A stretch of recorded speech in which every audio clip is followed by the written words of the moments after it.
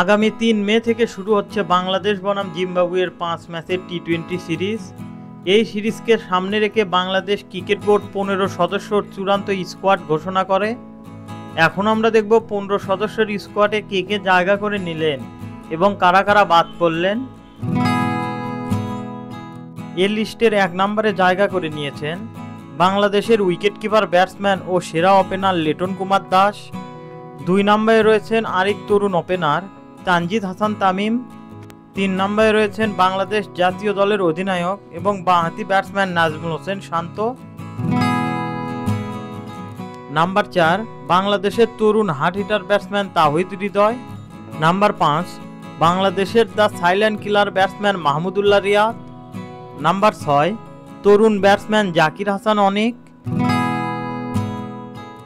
Number 7 তরুণ allrounder Sheikh Mehedi Hasan.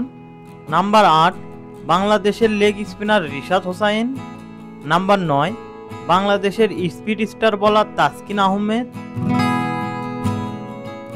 Number 10 বাংলাদেশের অভিজ্ঞ বাঁহাতি bowler Shoriful Islam. Number 11 Tanzid Hasan Sakib. Number 12 Parvez Hossain Emon. Number 13 Tanvir Islam. Number 14 বাঁহাতি ব্যাটসম্যান আফিফ হোসেন এবং সর্বশেষ নাম্বার 15 সাইফুদ্দিন।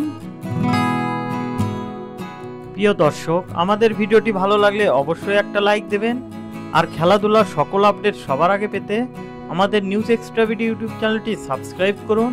পাশাপাশি নিউজ এক্সট্রা বিডি ফেসবুক পেজটি ফলো দিন। এতক্ষণ আমাদের সাথে থাকার জন্য আপনাদের জানাই আন্তরিক ধন্যবাদ।